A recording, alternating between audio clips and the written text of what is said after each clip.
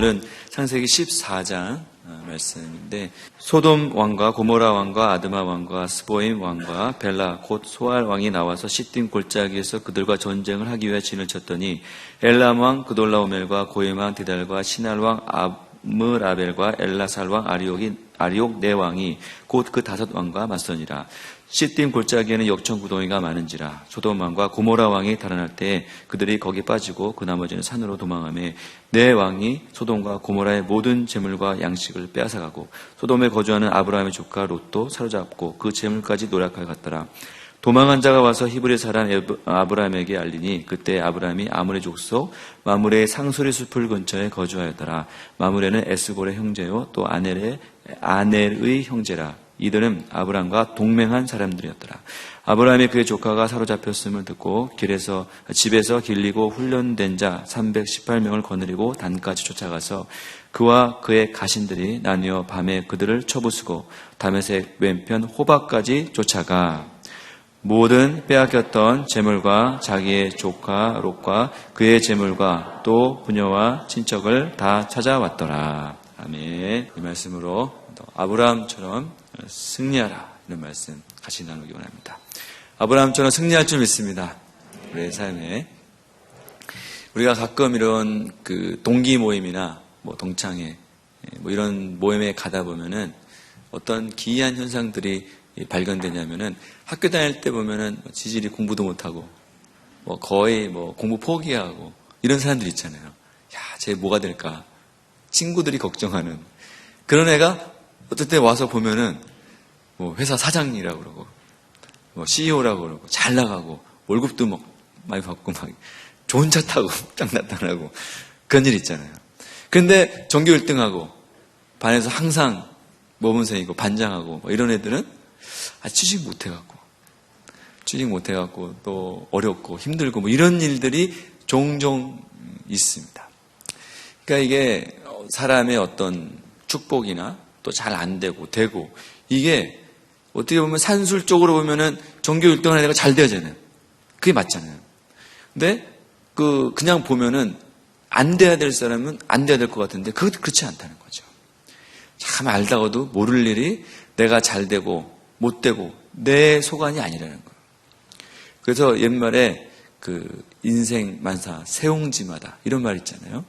세옹지마란 말 여러분 아시죠? 세옹지마. 제가 찾아봤더니 세옹이라는 것은 세라는 뜻이 변방이라는 뜻이에요. 그러니까 변방, 옹은 할아버지잖아요. 변방에 살던 할아버지의 말이다, 이런 뜻이에요. 우리가 잘 알고 있어요. 옛날에 변방에 살던 할아버지에게 말 한마디가 있었어요. 아주 좋은 말이에요. 근데 그 말이 어느 날 그냥 국경을 넘어서 다른 나라로 도망가 버렸어요. 그랬더니 동네 사람들이 아이고 할아버지 하나 남은 말 도망가서 어떡합니까? 그러고 이제 걱정하고 또 그러고 있었는데 할아버지는 태어난 거죠. 그럴 수도 있지 하면서 했는데 어느 날 나중에 보니까 말이 가서 자기 짝을 데리고 왔어. 말 2마리가 되잖아. 그래서 아이고 할아버지 이렇게 또 좋은 일이 경사났습니다. 어떻게 말이 그냥 2마리 데리고 와서 근데 할아버지는 기뻐하지 않는 거예요. 그 좋은 일일 수도 있고 나쁜 일일 수도 있지. 그렇게. 근데 그 말을 이제 좋아서 아들이 말 타고 다니다가 떨어져갖고 부러졌어. 다리가 부러졌어. 그러니까 동네 사람들이 또 아이고 이게 할아버지 말 때문에 이 아들이 또 다쳐갖고 어떡합니까? 이거 어떻게 하니까 저러다가 장애인 되는 거 아니야? 막 이렇게 걱정하고 막 했었잖아요. 그럴 수도 있지. 그러고 있다가 어떻게 됐어요? 전쟁이 났잖아요. 전쟁이 나갖고 동네 젊은 애들이 다 나가서 전쟁터에 나가서 죽고 막 했는데 아들은 말에서 떨어져서 다리가 부러졌기 때문에 전쟁에 안 나가서 행복하게 잘 살았다. 그래서 그런 얘기잖아요. 그게 복이 아니라는 거죠. 또 불행이 또 불행인 것만은 아니에요. 그러니까 눈에 보이는 이 땅에서의 우리의 삶은 우리가 이렇게 확정하고 그것을 눈에 보이는 것대로 판단할 수가 없다는 겁니다. 세상 사람도 이것을 알기 때문에 인생 만사는 세옹지마다 이런 말을 아마 지어낸 것 같아요. 이런 말을 만들어낸 거잖아요. 이 세상을 살아가는 우리의 행복과 잘 되고 안 되고 내 뜻대로 되는 게 아니에요. 내 의지와 상관이 없어요. 여러분 중에 잘 안 되고 싶은 사람 손 들어보세요. 나는 좀 못 살고 싶어요. 나는 좀 그지같이 살고 싶어요. 그런 사람 있어요? 없잖아요. 다 이렇게 좋은 회사 다니고 좋은 사람 만나고 싶고 또 행복하게 멋진 가정 이루고 그러고 싶지. 그렇죠? 그러지 않아요. 다 그러고 싶어요. 다 그러고 싶은데 또 잘 안 되기도 하고. 어떤 사람은 쟤는 안 될 것 같은데 잘 되고. 그런 사람이 있어요. 이렇게 보면은 이게 도대체 어떻게 되는 겁니까? 그러니까 세상 사람들은 이런 기준에서 이것을 뭐라고 합니까? 그 사람의 어떤 운명이다. 그거잖아요. 자기 타고난 복이 운이다. 이렇게 눈에 보이는 것으로 복을 또 잘 안 돼 불행을 단정 짓습니다. 그런데 우리 인생에 있어서 우리 하나님을 믿는 이 크리스찬 성도는 이런 현상에 대해서 어떤 자세를 가지고 있어야 되는가? 눈에 보이는 복이 전부가 아니잖아요. 그렇죠? 세상에서 잘 되면 그게 복입니까? 아니잖아요. 우리가 그것을 알고 있어요. 세상에서 잘 안 되면 화가, 저주가 아니잖아요. 우리가 그것을 알고 있어요. 그것을 알고 있어서 우리 인생을 향해서 하나님은 이렇게 말씀하세요. 신명기 11장 26절, 28절에 이렇게 나와 있어요. 하나님이 말씀하신 거예요. 내가 오늘 복과 저주를 너의 앞에 두나니. 하나님이 이렇게 말씀하셨어요. 복하고 저주는 너 앞에 있다 그랬어요. 그러니까 여러분들 우리 인생 살아가면서 여러분 앞에 복과 저주가 있습니다. 앞에 있다니까요. 여러분 앞에 있어요. 그러면 뭐가 복이고 뭐가 저주냐? 그거에 대해서 하나님 말씀하세요. 27절에 보면 뭐가 복이냐? 너희가 만일 내가 오늘 너에게 명하는 너희 하나님 여호와의 명령을 들으면 복이 될 것이요. 그랬어요. 복이 뭐예요? 너희가 여호와의 명령을 듣는 게 복이라는 거예요. 세상 사람들의 기준이 아니에요. 세상에서 잘 되면 복이 아니에요. 그거는 복으로 인한 현상일 뿐이지 아브라함에게 지금 너는 복의 근원이 될 것이다 그랬잖아요. 근데 자식 하나 없는. 뭐가 복이냐? 하나님이 말씀하시는 그 말씀이 들리고 그 말씀이 믿어지고 그 말씀이 진짜 그런 것 같다. 그러면 그 사람은 복 있는 인생이 되는 겁니다. 그 앞에 복이 있는 거예요. 그 앞에 그 사람의 복이 있는 거예요. 그런데 28절 보세요. 만일 너희에게 명령하는 도에서 돌이켜 떠나서 너희 하나님 여호와의 명령을 듣지 않냐? 또 본래 알지 못하던 다른 신을 따르면 저주를 받으리라. 이게 하나님 말씀하신 복과 저주의 정의입니다. 하나님 말씀이 들리지 않는 명령을 따르지 않는 게 저주예요. 그게 지금 우리의 인생 앞에 있는 거예요. 우리의 인생 앞에는 복과 저주의 길이 놓여 있어요. 우리 삶 속에 항상 그게 있어요. 내가 저주스러운 삶을 살고 저주받는 삶을 살았다. 그러면 누구 책임이에요? 내 책임이에요. 내가 그 말씀대로 듣지 않고 다른 우상을 섬기고 그럼 우리에게 그것이 임하는 거예요. 이런 삶의 실제 모델을 보여주는 게 누구냐? 아브라함이에요. 아브라함의 인생 속에서 진짜 뭐가 복이고 이 인생을 살아가면서 뭐가 진짜 복이고 뭐가 진짜 저주스러운 인생이냐? 사건을 통해서 보여주는 삶이 아브라함이에요. 그래서 아브라함의 삶을 통해서 우리 삶 속에 어떻게 하면 복이 임하고 어떻게 하면 저주가 임하는지 계속 보고 있어요. 우리 삶 속에서 정말 주님의 복이 임하는 인생 되시기 바라겠습니다. 우리가 오늘 그 예배 시간에도 말씀하셨죠. 초창기 때 우리 때는 인사를 엄청 많이 했어. 옆에 계신 분에게 인사하겠습니다. 한 예배 드리면 한 5번 한 것 같아요. 찬양할 때 한 번 하고 끝날 때 한 번 하고 시작할 때 한 번 하고 끝날 때 한 번 엄청 많이 했어요. 요즘은 잘 안 하죠. 부담될까 봐. 그래서 이왕이면 기쁘게 삽시다. 그게 우리 교회 주보 제목에 크게 써 있었어요. 이렇게. 이왕이면 기쁘게 삽시다. 여러분, 이왕이면 복 받고 삽시다. 여러분의 인생 속에 이왕이면 복 받는 게 낫지. 여러분 저주 받고 싶어요? 이왕이면 저주하시다. 그거 싶어요? 아니잖아요. 그럴 사람이 어디 있어? 그러면 안 돼요. 하나님이 복과 저주를 네 앞에 뒀다. 무슨 말이에요? 복 받으라는 거지. 복 받으라는 거지. 저주 받으라. 그런 말 때문에 이런 말씀 쓰신 게 아니잖아요. 우리 삶 속에서 아브라함과 같이 복 받는 인생 되시기를 바라겠어요. 근데 오늘은 아브라함이 어떻게 하면 복을 받아서 승리했나? 그것을 오늘 보려고 합니다. 첫 번째는 사로잡힌 롯에 대해서 보겠습니다.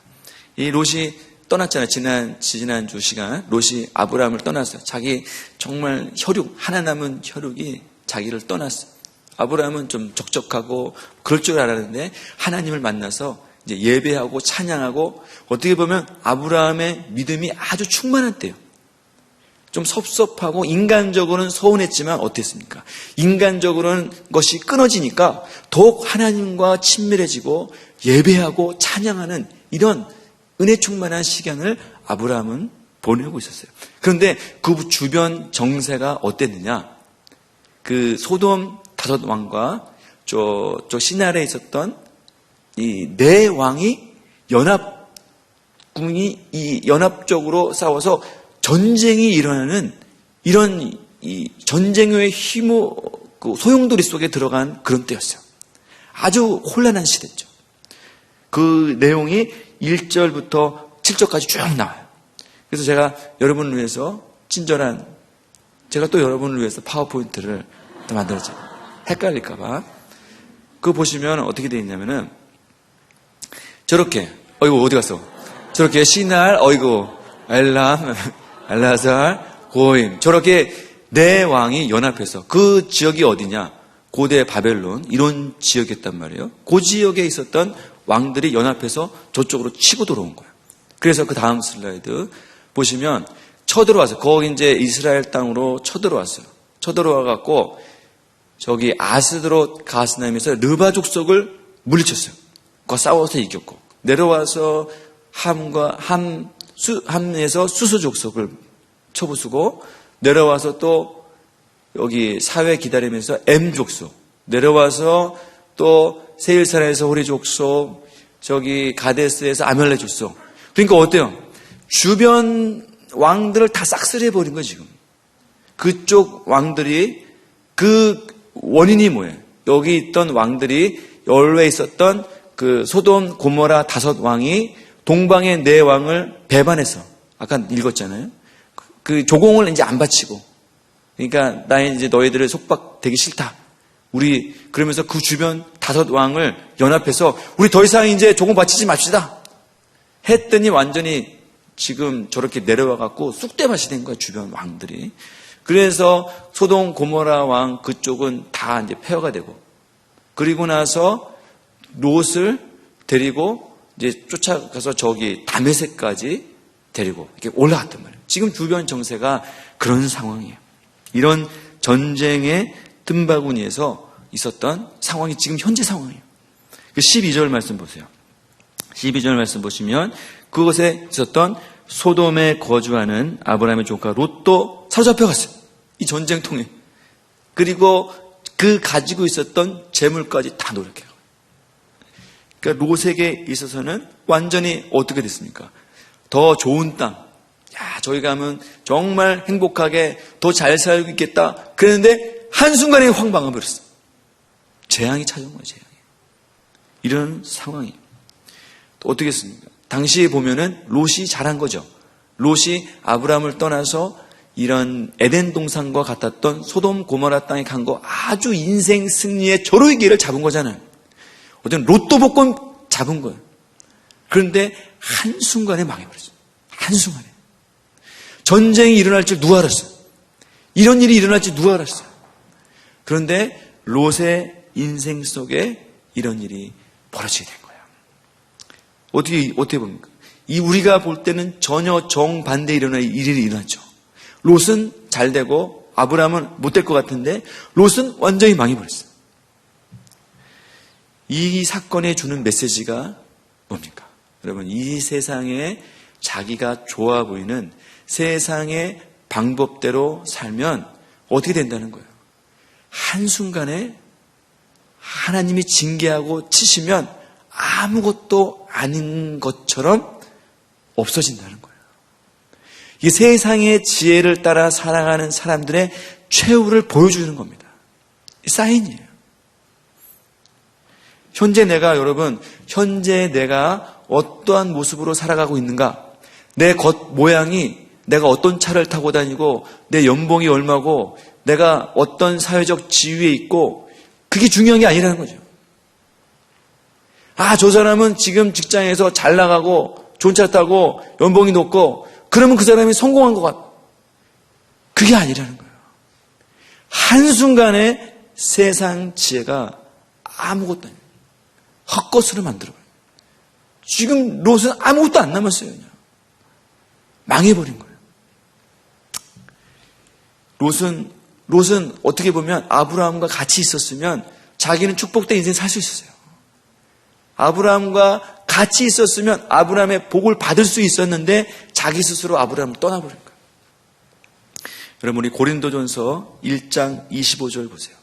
하나님의 어리석음이 사람보다 지혜롭다. 하나님의 약하심이 사람보다 강하니라. 이렇게 말씀하셨어요. 참 놀라운 말씀이죠. 여러분, 사람이 아무리 지혜롭게 산다. 정말 지혜롭게 산다. 정말 잘 산다. 정말 정말 지혜롭고 잘 살고 성공하고 그렇네. 세상에서 아무리 지혜롭게 살아도 하나님 앞에 어리석게 사는 것, 하나님 앞에 정말 미련하게 사는 것처럼 보이는 것이 그것보다 지혜롭다는 거예요. 여러분, 이 세상에서 그럼 가장 지혜로운 인생이 뭡니까? 가장 지혜로운 인생이 뭐예요? 하나님의 어리석음을 받아들이는 인생이에요. 하나님의 왜 어리석이면 하나님은 어리석지 않죠. 사람이 볼 때 어리석다는 거예요. 사람이 볼 때는 어리석지만 하나님의 지혜로 살아가는 그 인생이 이 세상에서 가장 지혜로운 인생이 된다는 거예요. 이게 성경이 말해주고 있는 핵심입니다. 여러분, 우리 청년들이 세상에 지혜로우려고 하지 마세요. 남들이 뭐 하면은 잘 된다, 요거 하면 잘 된다, 그런 것에 현혹되지 마세요. 제가 뭐 이런 얘기 들으면 그렇지만 주식 투자해갖고 성공한 사람을 못 봤어. 물론 이렇게 성공한 사람 말을 안 하겠지. 뭐 돈 벌었다 이런 사람 말을 안 하겠지. 순 망하고 빚지고 하여튼 말은 안 하겠어요. 그래서 겨우 교회 나오는 사람이 얼마나 많은지 몰라요. 그렇게 하면 지혜롭고 같죠? 지혜롭고 같지? 이번엔 대박 날 거야. 막 영끌해갖고 하면은 뭐 잘 될 것 같죠? 어떻게?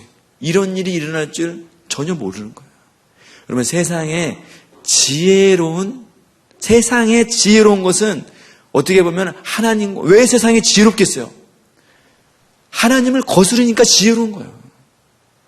그게 좋아 보이는 거예요. 세상의 유행대로 살아가는 것은 하나님과 멀어지게 돼 있어요. 에베소서에 보면은 너희가 그때 세상 풍습, 공중 권세 잡은 세상 풍습을 따라다녔더라. 세상 풍습대로 사는 것은 어떻게 보면 세상에 볼 때는 지혜롭지만 하나님 볼 때는 어리석은 거예요. 그래서 27절 보세요. 그러나 하나님께서는 세상에 미련한 것들을 택하사, 하나님이 또 굉장히 아주 유머러스하신 분인데, 그렇게 세상에 잘 되는 지혜롭게 사는 사람들 같은 사람들을 누구를 통해서 부끄럽게 하느냐? 누굴 통해서? 미련한 사람 통해서. 정말 맨날 교회 가고 기도만 하고, 교회 가면 밥이 나오냐, 뭐가 나오냐, 자기가 놀리던 그 사람을 통해서 그 사람을 부끄럽게 하신다는 거예요. 이게 하나님의 방법이에요. 여러분, 이런 인생 살아가시길 바라겠습니다. 결론이 뭐냐? 29절에 이렇게 되어 있어요. 29절. 이는 아무 육체도 하나님 앞에서 자랑하지 못하게 하려십니다. 이게 하나님의 원리예요. 아무 육체를 통해서 자랑하는 걸 가만두지 않으세요. 내 지혜로 잘 살고 내 지혜로 성공하고 뭐 되고 그거 하나님이 자랑하지 못하게 했어요. 그러니까 어떻게 했어요? 내가 그걸로 자랑한다. 그건 망하는 길이라는 거예요. 결국은 망하게 돼 있어요. 여러분 그렇게 하다가 망하겠어요? 그런 생각하지 마세요.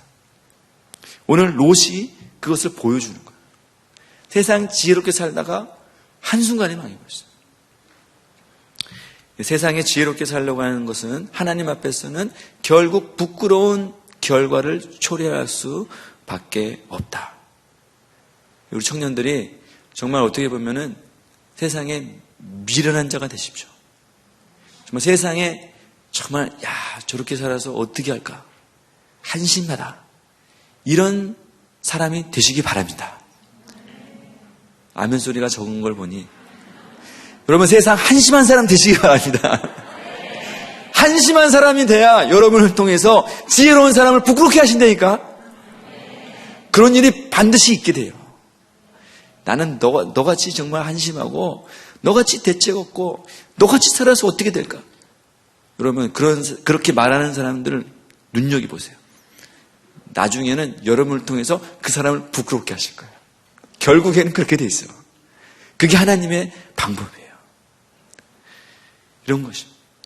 우리 롯처럼 지혜롭게 살다가는 하나님 앞에 결국 부끄러운 구원을 얻게 돼요. 여러분 롯이 주는 메시지가 아주 많습니다.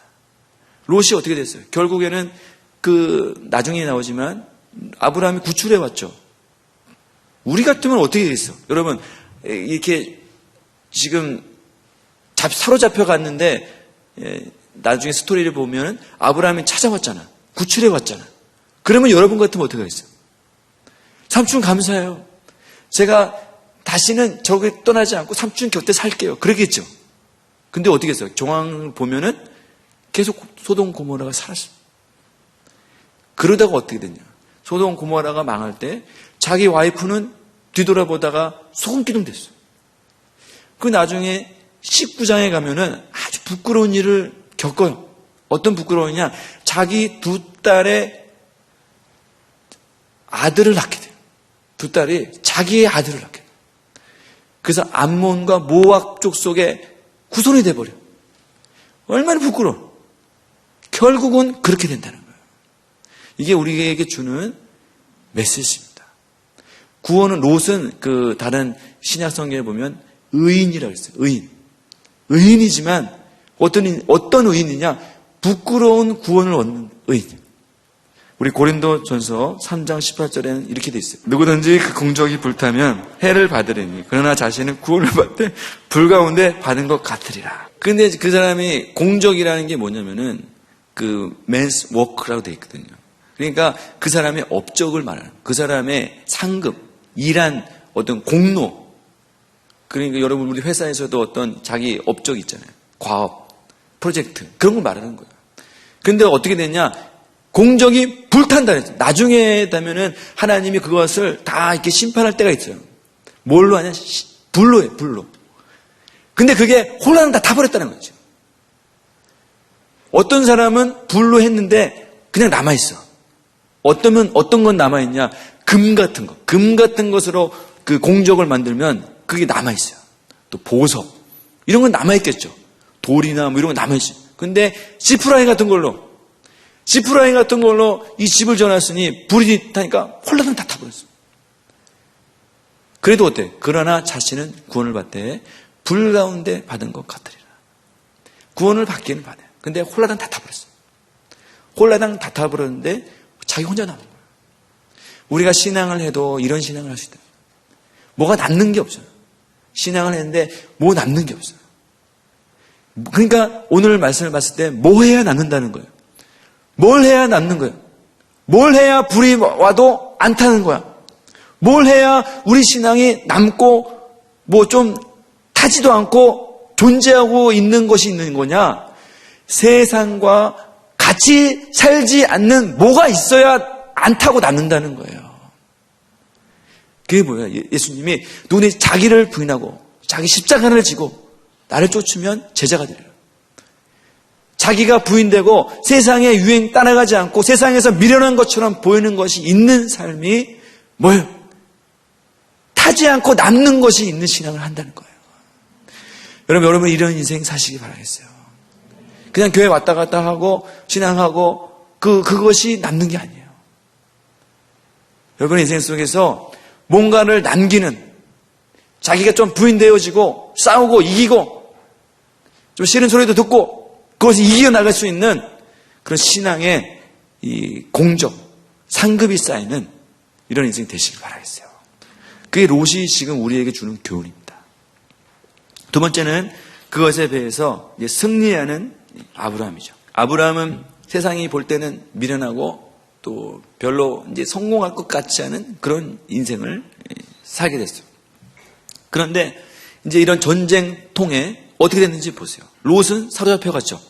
망했어. 재물 다 뺏겼는데 뭐 남는 게 뭐 있어요? 이제 가면 그렇게 사로잡혀 갔다 이 말은 뭐예요? 노예가 됐다는 거예요. 노예. 그러면 이제 동방으로 가서 평생 노예 삶을 사는 거예요. 그럴 운명이었어요. 그때 13절 말씀 보세요. 13절 말씀 보니까 그때 도망한 사람이 있어요. 도망한 사람이 와서 히브리 사람 아브라함에게 알림해. 그래서 어떤 사람이 도망한 그 중에 전쟁통에 도망와서 아브라함한테 그 소식을 알린 거죠. 그러니까 이런 전쟁이 일어나서 소돔 고모라 다 망했고 롯은 사로잡혀 가서 절로 갔습니다. 그 얘기를 딱 들었어요. 여러분, 누가 와서 지금 도망한 사람이 와서 아브라함에게 이 얘기를 했어요. 여러분한테 만약에 여러분이 아브라함이라고 해봤어요. 전쟁이 났어요. 지금 어떻게 보면 중동 세계 전쟁이 일어난 거예요. 5왕과 4왕이 싸웠으니까 계속 싸웠어요. 그래서 결과가 이랬습니다. 아브라함한테 알려줬어요. 여러분 같으면 어떻게 하겠어요? 여러분 같으면 어떻게 하겠어요? 전쟁이 일어나고 다 망해갖고 죽고 막 대패해서 저기 다 쫓아갖고 사로잡혔습니다. 여러분 같으면 어떻게 하겠어요? 나는 살아서 다행이다. 일로는 안 왔네. 내 사는 곳에는 안 왔구나. 아유 감사해. 롯은 어떡하지? 아유 불쌍하다. 그리고 말겠죠. 나만 그런가? 나는 남았네. 그러면서 좋아했을 것 같아요. 내는 저는 이렇게 믿음이 없어갖고 그럴 것 같아요.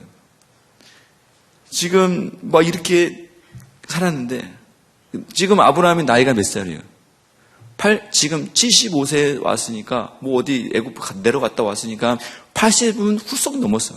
85세 됐겠지 뭐 이렇게 노인이에요. 뭐 할 수 있는 게 없잖아요. 할 수 있는 게 없잖아요. 지금 왕들이 와서 싸웠는데 뭐 어떻게 하라는 거예요? 근데 14절 보세요.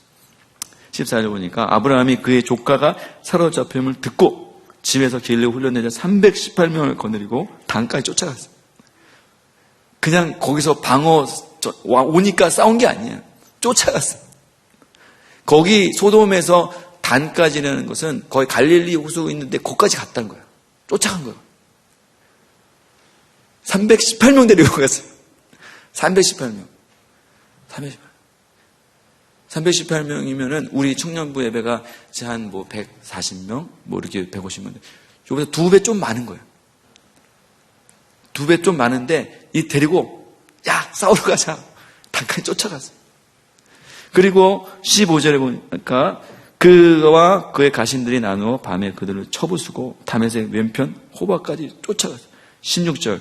모든 빼앗겼던 재물과 자기의 조카 롯과 그의 재물과 또 부녀와 친척을 다 찾아왔더라. 대단하죠.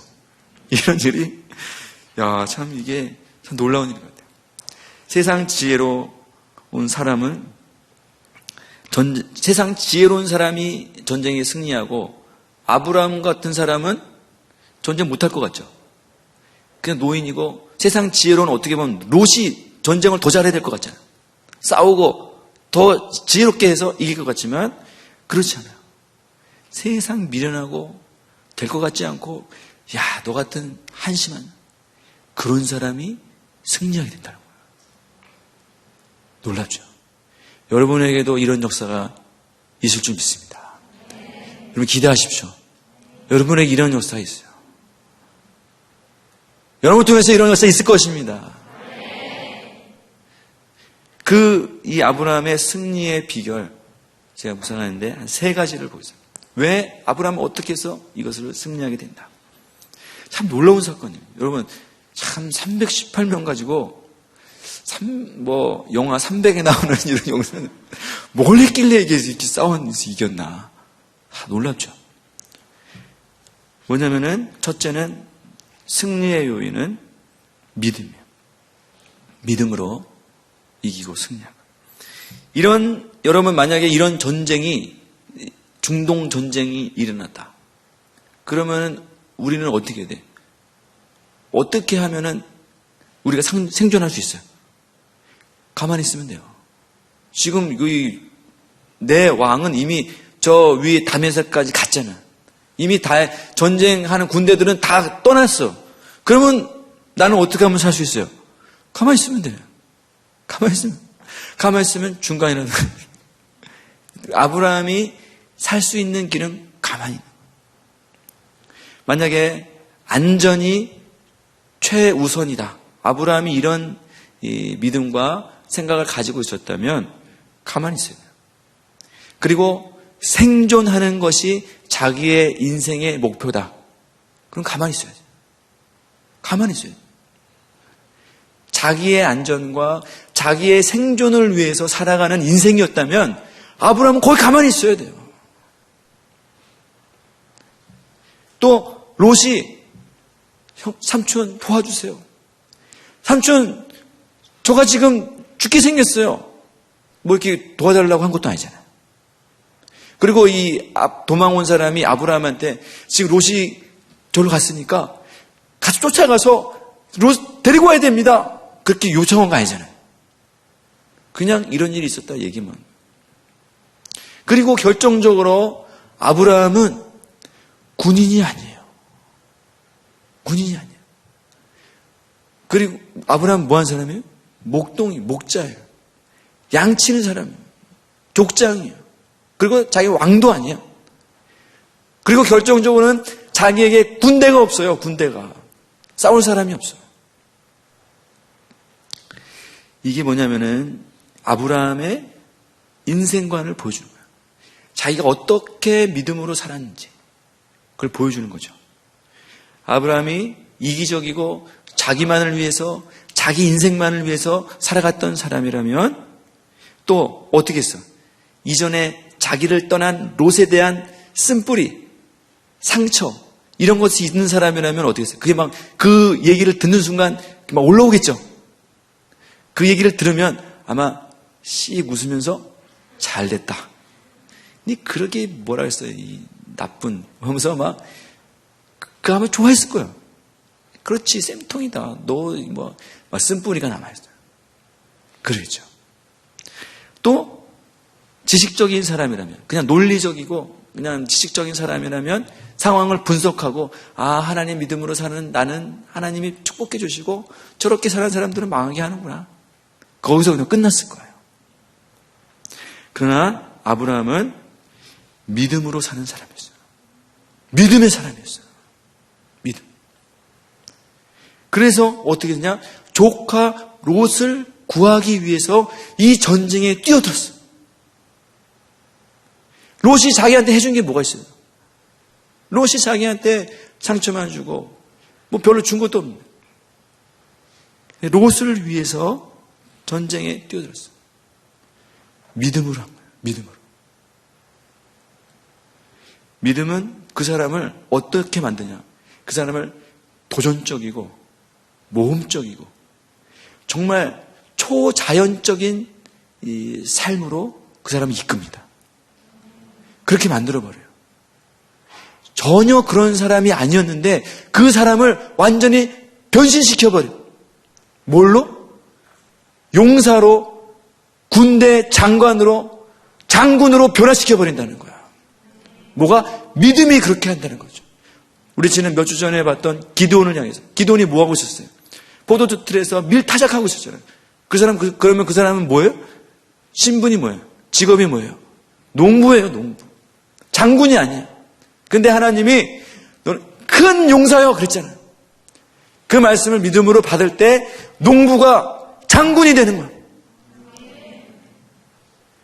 아브라함도 이런 소식을 들을 때 하나님이 주신 믿음이 올 때 믿음을 가지니까 어떻게 됐어요? 장군이 돼버렸어요. 용사가 됐어요. 80세 정확하게 모르지만 이 노인이 장군이 돼버렸어요. 뭐 무섭지가 않아. 아브라함의 인생이 바로 이런 인생이에요. 인생관, 자기의 신앙. 어떨 때 이것이 나타납니까? 사건을 만날 때. 이런 전쟁의 소용돌이 속에서 누가 장군이고 누가 패배자인지가 딱 보여지는 거예요. 딱 사건이 나타나니까 장군이 일어났어요. 갑자기. 평범한 할아버지가 장군이 되어버렸어요. 장군이 됐어요. 그래서 자기 지혜와 자기 꾀와 자기 생각과 그런 것으로 살아가는 이 사람은 다른 왕의 포로로 잡혀서 무기력하게 패배해서 가지만 믿음으로 살아가는 사람은 능력을 가지고 장군과 같이 전쟁의 한복판에 뛰어드는 이런 사람이 된다는 것입니다. 근데 이게 사실 보면은 상식적으로는 이길 수가 없죠. 그럼 상식적으로 어떻게 이기겠어요? 지금 동방 내왕이 아까 내려와서 주변 국가를 다 쑥대밭 만들었잖아요. 주변 또 소돔 고모라 5 왕이 연합해서도 졌어요. 5 왕이 연합했는데 어떻게 지금 318명 가지고 어떻게 이기겠어? 이거는 상식적으로 이긴 게 아니에요. 하나님이 그렇게 하신 거예요. 나중에 그래서 20절에 보면은 뭐라고 되어 있냐면은 너희 대적을 내 손에 붙이신 지극히 높으신 하나님을 찬송할지로다 이렇게 되어 있어요. 아브라함이 이긴 게 아니에요. 아브라함이 뭐 이렇게 해서 용감해서 싸워서 이긴 게 아니에요. 저거는 하나님이 이기게 하신 거예요. 기적적으로 그렇게 하게 하신 거예요. 이게 뭐예요? 믿음이 그 사람을 바꾸게 하는 거예요. 그 사람을 정말 새로운 인생으로 전혀 다른 인생으로 바꾸게 하는 거예요. 누가 그랬습니까? 누가 그렇게 바꿨어요? 다윗이 그랬잖아요. 다윗이 그랬어요. 이 아말렉과의 전투에서 골리앗이 나타났는데 골리앗과 아무도 안 싸우려고 그랬잖아요. 왜? 싸우면 안 될 것 같으니까. 키가 뭐 거의 한 3m 되고 뭐 그냥 뭐 창이 배틀째 같고. 그런데 지금 다윗은 몇 살이냐? 뭐 그때 나이 비하면은 한 10대 청소년이에요. 청소년. 그런 애가 어떻게 어려서부터 전쟁판에서 뒹굴던 장군을 이기겠어요? 목동이 어떻게 이기겠어요? 그건 상식적으로 불가능한 거예요. 불가능해요. 그런데 이 전쟁에서 골리앗을 어떻게 이겼습니까? 다윗이. 이거를 막 잘 돌려서 이겼어요. 이거를 엄청 잘해. 그래서 이걸로 이긴 게 아니에요. 이걸 잘 돌리니까 이겼지. 그게 아니에요. 여러분, 이스라엘 중에서 이거를 제일 잘 돌리는 사람이 다윗이었어요? 아니에요. 내가 볼 때는 다윗보다 훨씬 잘 돌리는 애 많이 있었어요. 막 탁 던지면 거의 백발백중 안에 더 많았어요. 이거 잘 돌려서 골리앗 쓰러뜨린 게 아니에요. 다윗이 뭘로 이겼어요? 믿음으로 싸워서 이긴 거예요. 믿음으로 싸워서. 우리 사무엘상 17장 47절 보세요. 뭐라고 되어 있냐면 또 여호와의 구원하심이 칼과 창에 있지 아니함을 이 무리에게 알게 하리라. 전쟁은 여호와께 속한 것인즉 그가 너희를 우리 손에 넘기시리라 말했어요. 다윗의 고백이에요. 칼과 창에 있지 않다. 여호와의 구원은 칼과 창에 전쟁의 성패가 있지 않다는 거예요. 이런 믿음이 있어. 이 전쟁의 승리는 뭐에 있다는 거예요? 여호와께 속한 것이다. 이런 믿음이 있기 때문에 골리앗을 이긴 거예요. 목동이 장군이 됐어. 어떨 때? 전쟁은 하나님께 속한 것입니다. 이것을 믿는 사람에게는 목동이건 농부건 어떤 사람이건 하나님이 세우시는 장군이 된다는 거예요. 여러분, 하나님이 우리를 장군으로 부르시죠. 영적 전투의 장군. 그래서 하나님은 이렇게 믿음으로 도전하는 사람들에게 역사하세요. 믿음을 가진 사람들. 하나님이 이 전쟁에 함께 하신, 하나님이 이 전쟁을 승리하게 하신다는 믿음을 가진 자에게 하나님이 역사하신다는 거예요. 아무도 골리앗과 싸울 생각 안 했어요. 아무도 제하고는 싸워서는 안 된다. 자기가 골리앗보다 약하다는 믿음이 있으니까 가만히 있는 거죠. 그죠? 그런데 오늘 성경이 뭐라고 했어요? 이들이 전쟁에서 골리앗과 싸우지 않은 것은 힘이 없고 무기가 없고 그런 것이 아니다. 뭐가 없다는 거예요? 믿음이 없기 때문에 싸우지 않았다. 이렇게 성경이 우리 가운데 역설적으로 말해주는 거예요. 전쟁은 칼과 창에 있지 아니하다 이렇게 말했잖아요. 근데 이 사람들은 왜 안 싸웠어요? 전쟁은 칼과 창에 있다고 믿었기 때문에 안 싸운 거예요. 믿음이 없는 거예요. 근데 다윗이 왜 이렇게 나와서 싸워서 이겼어요?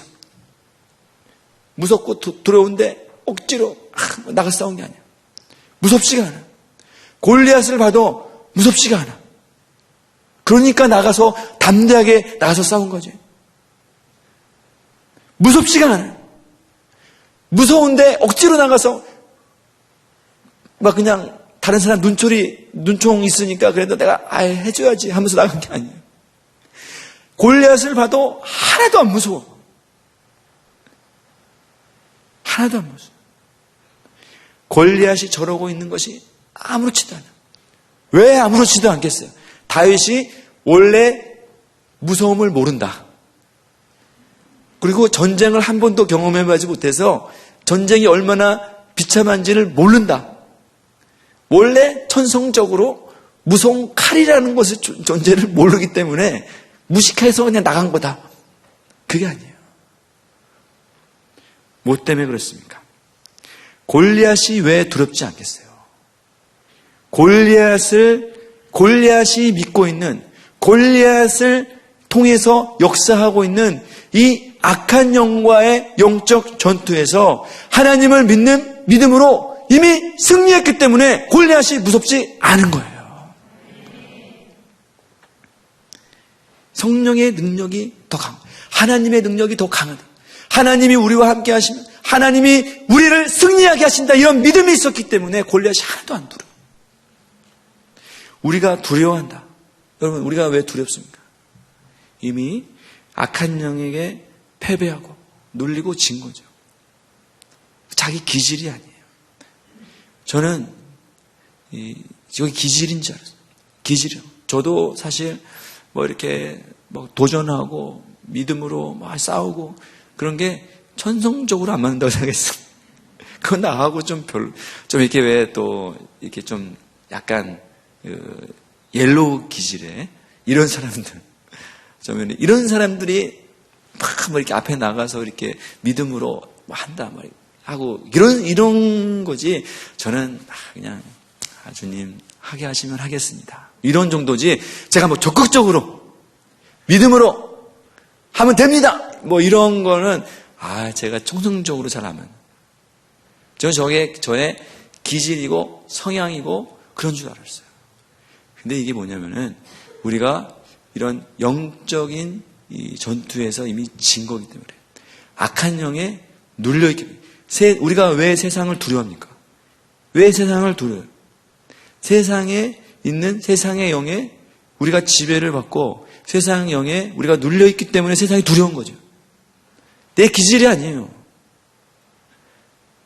다윗이, 아브라함이 이런 기질이 있어서 막 나서서 그런 게 아니에요. 믿음으로 이 악한 영과 세상 영과 이 어둠의 세력과 싸워서 이기는 믿음이 있었기 때문에 과감하게 나가서 싸우고 이기고 승리했다는 겁니다. 믿음이 있는 사람들은 이렇게 한다는 거예요. 누가 나가서 거기 318명 데리고, 여러분 318명 데리고 나가서 쫓아가갖고 거기 가서 싸우겠어요? 어떻게 그 318명 데리고 내가 승리할 수 있다, 우리가 승리할 수 있다, 이런 믿음 누가 하겠어요? 믿음 있는 사람이 이렇게 한다는 거죠. 여러분, 우리 가운데 이런 하나님이 이런 믿음을 훈련하게 하시고, 세상은 우리를 항상 믿음 없게 만들어요. 예수님이 뭐라 그랬습니까? 내가 세상에서 너희가 환난을 당하나 내가 세상을 이기었노라, 이렇게 말씀하셨잖아요. 우리가 세상에 눌리고 어둠의 세력에 패배해서 뒤로 물러갈 이런 사람들이 아니라 우리는 나가서 승리하고 싸우고 이길 그런 사람으로 우리를 이미 불러주셨어요.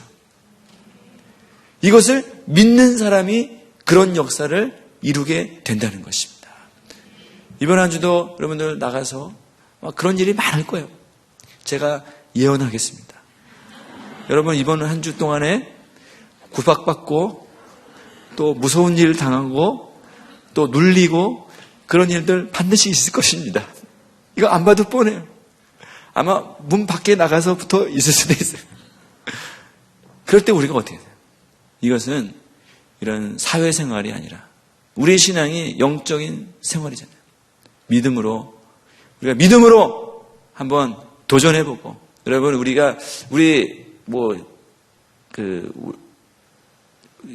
뭐라고 얘기해야 될지 모르겠는데, 우리도 어렸을 때 친구들하고 치고받고 싸우잖아요. 요즘은 치고받고 싸우면 학폭에 걸리기 때문에 치고받고 싸우면 안 됩니다. 예전에는 우리는 많이 싸웠어요. 어때요? 근데 한번 싸워서 지내는 어때요? 계속 맞아요. 이겨본 경험이 없기 때문에 계속 맞잖아요. 그러면 안 돼요. 그렇게 때리지 마세요. 근데 어때요? 그렇게 그렇게 하는데 어느 한순간에 그것은 가만히 안 있을 거야 하면서 막 덤비면 어때요? 다시는 안 건드려요. 우리가 계속 눌리고 지고 그런 생각, 나는 잘 안 될 거야, 이렇게 계속 그것을 받아들이면 계속해서 나에게 얘는 밥이구만, 내가 하나 딱 주면 바로 그냥 끽 하는구만. 그러니까 어떻게 그냥 우리는 밥이 되는 거지. 이번 한 주간에 이런 곳에서 한번 반대로 아브라함처럼 당하고만 살지 않겠다. 그래서 어떻게 사냐? 오히려 역전해서 내가 생존하고 안전하고 그것에 머무르지 마세요. 오히려 이런 세력들을 쫓아가서 단까지 쫓아가고 막 이걸면 두들겨 패갖고 단까지 쫓아가고 가만히 하면서 이기고 승리하는 이런 경험이 한번 있으시길 바라겠습니다. 작은 사건이라도 믿음으로 우리 승리할 줄 믿습니다. 두 번째는 아브라함이 훈련하였다는 것입니다. 훈련했다. 아브라함의 승리의 비결을 두 번째가 사람들을 훈련시켰다. 아브라함의 조카가 잡혀갔다. 그리고 그래서 열받아갖고 자기 혼자 막 말 타고 가갖고 칼 들고 막 싸우고 혼자 싸우고 그런 게 아니죠. 어떻게 했냐? 이런 소식을 듣자마자 318명을 데리고 왔어요. 하나님의 역사는 항상 어떻게 일어납니까? 공동체적으로. 공동체를 통해서. 아브라함의 믿음이 있었다면 혼자 나가서 싸워. 난 믿음이 있으니까 나 혼자 나갈게. 그건 아니에요. 하나님은 그렇게 하지 않았어요. 항상 믿음이 나에게 들어오면 그 믿음을 어떻게 하느냐? 공동체를 통해서. 우리 셀이나 팀이나 이런 교회를 통해서 공동체적으로 역사하지 나 혼자 믿음 가지고 나가서 싸워라, 그렇게 하지 않으세요. 근데 14절 말씀 보세요. 14절에 뭐라고 되어 있냐면은 아브라함이 조카가 사로잡혔음을 듣고 집에서 길리고 훈련된 318명을 거느리고 단까지 쫓아갔다. 집에서 길리고 길렸다. 집에서 길렀다. 이 말은 무슨 말이냐면 그 집에서 태어난 사람이더라고요. 그 아브라함의 공동체 안에, 아마 공동체에 있는 자기가 속해 있는 종 같아요. 종들, 이런 사람들이 그 집 안에서 태어난 사람들. 이런, 또 비유적인 말씀이죠. 그 아브라함 공동체에서 태어났다. 이 말은 아브라함의 이 영향력 안에, 아브라함의 영권 안에서 믿음으로 태어난 사람들이라는 뜻이에요. 그런 사람들을 데리고 왔어요. 그 중에서도 어떤 자? 훈련된 자. 아무나 데리고 가지 않았어요. 훈련된 자. 아브라함이 뭘 훈련시켰어요? 뭘 훈련시켰을까요? 뭐 군사 훈련시켰을까? 뭐 어떻게 하면 매복 훈련 뭐 이렇게 했을까? 군사 훈련시키고? 아니에요.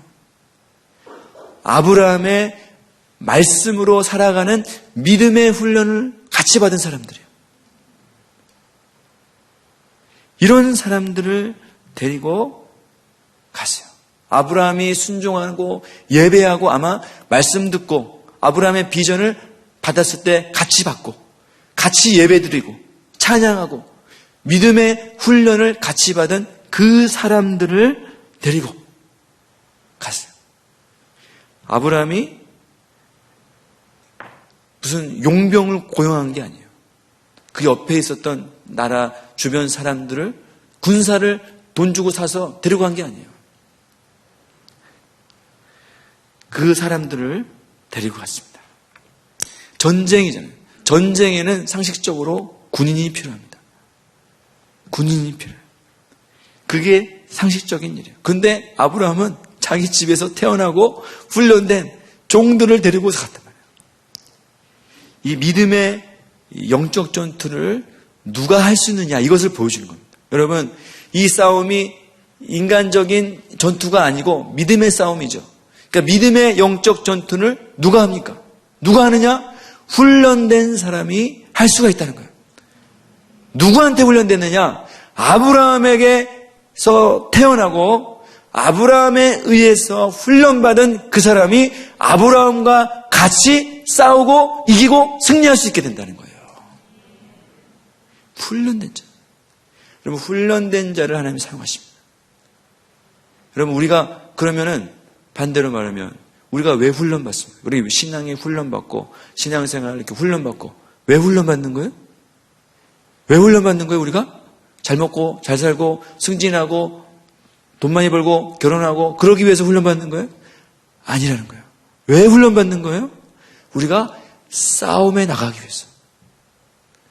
하나님이 우리를 결정적인 순간에 우리를 사용하시도록 하나님이 쓰실 만한 사람이 되도록 준비되는 것입니다. 하나님이 누구를 전쟁에 데리고 나가겠어요? 준비된 사람, 훈련된 사람. 그런 사람들을 아마 318명 더 있었겠죠. 아브라함 그 공동체 안에. 근데 맨 훈련 안 받고 놀고 뭐가 그래? 이런 사람들은 안 데리고 나갔어요. 근데 훈련된 사람을 하나님이 데리고 나가요. 여러분, 그러면은 이 반대로 생각하면 누가 전쟁에서 승리를 경험하는가? 누가 승리를 경험하는가? 바로 아브라함과 함께 훈련된 사람은 승리를 경험하게 되어 있다는 거예요. 우리가 이러한 공동체 안에서 같은 믿음의 훈련을 받으면 여러분, 우리가 이렇게 훈련받는다. 이 말은 우리에게 승리가 보장된 그런 공동체 안에 거하고 있다는 사인인 것이에요. 믿음 안에서 우리가 훈련받는다. 무슨 말이에요? 우리가 승리를 앞에 두고 있다. 전쟁에 나가서 승리할 수밖에 없는 그런 인생으로 하나님이 우리를 부르셨다. 그 말과 동일한 것이에요. 여러분의 삶 속에서 이런 주님의 승리가 반드시 있을 것이에요. 믿음의 공동체 안에서. 그래서 훈련받으시기 바랍니다.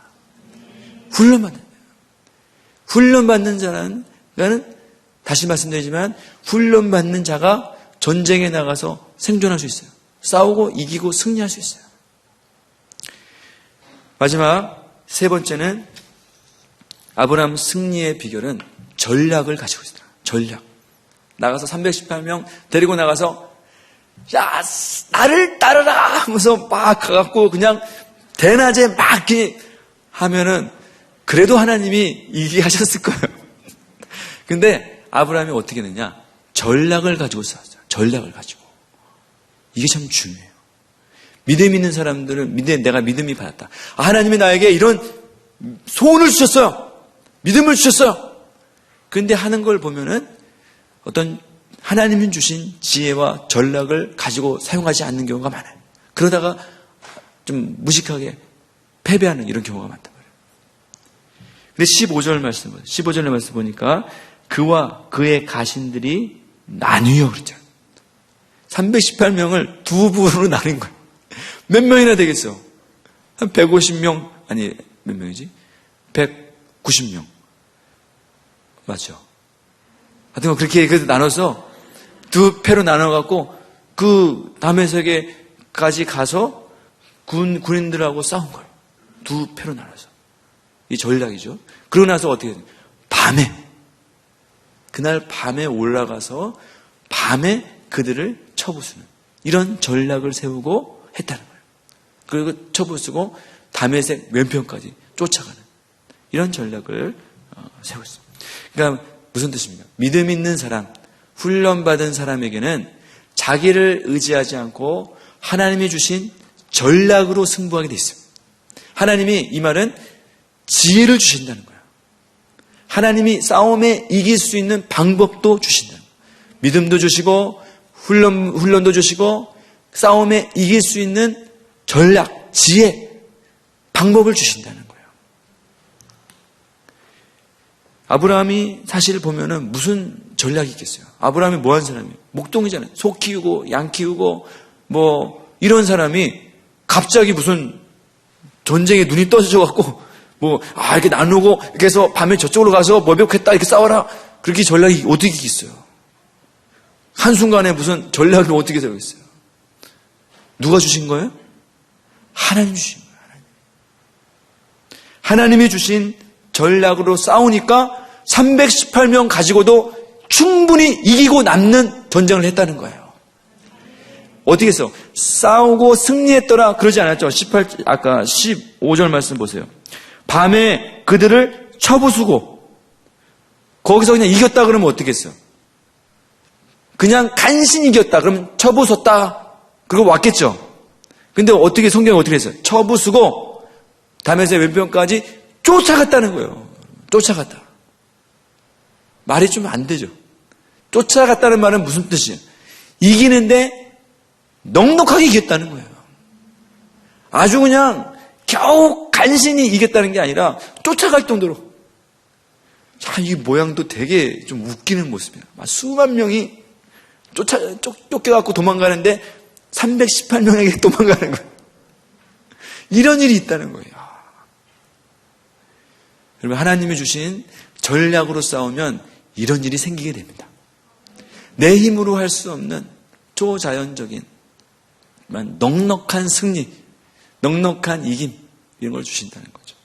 우리 잠언서 24장 6절에 뭐라고 되어 있냐면은 너는 뭐를 싸우라? 전략으로 싸우라. 승리는 지략이 많음에 있느니라. 여기서 말하는 전략이라는 것은 하나님 주신 전략이에요. 아브라함이 무슨 전략이 있어요? 아브라함은 싸워본 적도 없어요. 전쟁을 한 번도 안 해요. 이 성경에 나온 기록을 봐서는 전쟁을 해본 적이 없어요. 한 번도 칼 들고 싸워본 적이 없어요. 한 번도 싸워본 적이 없어요. 그런데 무슨 전략이 있어요? 전략은 어디서 나와요? 경험에서 나오잖아요. 싸움을 많이 싸워본 장군에 의해서 이런 사람들이 전략이 나오는 거잖아요. 그런데 아브라함은 한 번도 싸워본 적이 없어요. 전쟁이란 걸 몰라. 그런데 그 하나님이 주신 전략을 가지니까 이런 하나님 주시는 놀라운 엄청난 승리가 주어지게 되었다는 것입니다. 여러분, 이런 승리가 우리의 삶 속에 참 있기를 바랍니다. 이것이 정말 딴 사람 얘기가 아니라 정말 저에게 주시는 메시지, 나에게 주시는 메시지. 나도 이런 승리를 한번 경험해보고 아브라함처럼 한번 나가서 이겨도 보고 하나님이 나에게 전략을 주시네. 이런 지혜를 주시네. 이런 전략을, 승리를 경험해보는 이런 역사가 우리 청년부 가운데 일어나기를 바라겠습니다. 고난주간마다 승리할 줄 믿습니다.